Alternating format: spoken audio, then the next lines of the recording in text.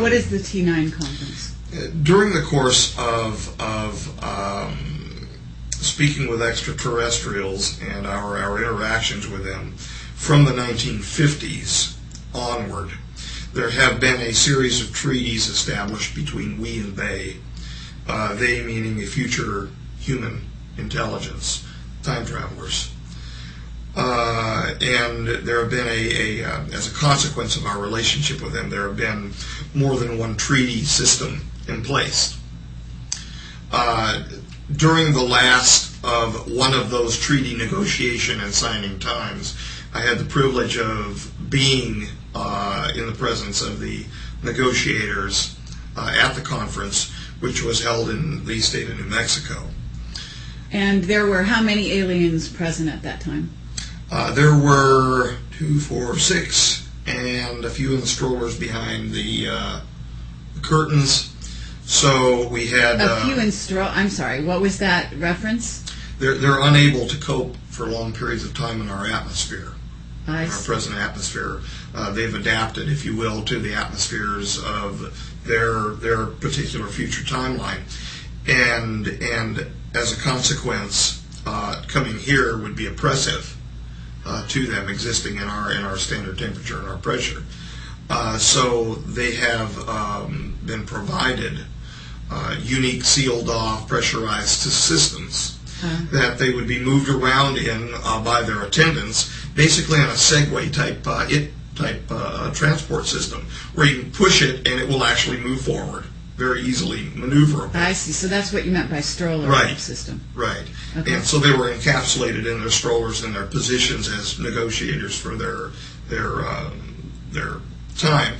And are you saying that these aliens that were present at this conference that happened, this year, last year? A couple years ago. In which they discussed, I'm assuming it was between the Lotus... 2003 and 4. I'm sorry? Between 2003 and 2004. Okay, and they discussed the Lotus project. It was brought up, and in fact, as part of the negotiations, the P+45,000 group of J-Rods wanted the codes for the Lotus principle added into the treaty negotiations so that they could use it in their own attempts to ameliorate their particular neuropathies. Wow. So they saw the value. They saw the value right away. They saw a potential value for it, and they wanted to use it for that purpose. It was my argument that it should not be used for a particular purpose, that this is moreover part of a natural system which has been put in place by whatever God one would want to deign as being the creator of the universe, as part of a natural system and not to be controllable by humankind. Or by alien kind? They're humans. They're human lineage. You consider them humans. They're humans. Okay. They're human beings, albeit different from what we would expect to see as a human being. But then again, if we look in the history, the presently accepted history of the evolution of humankind, if one were to walk into a conference held by Neanderthals, one would be taken aback. Well, in the same way, one may be taken aback by walking into a conference with these gentlemen. Okay. So you've got two kinds of aliens, and people that are watching this, some people may have no idea about the T2, two timelines. Probably not. We actually had three kinds of extraterrestrials, human lineage extraterrestrials present. Two kinds of P plus 45,000 years from now, if we were to translate over to timeline 2. Difficult subjects, aren't they?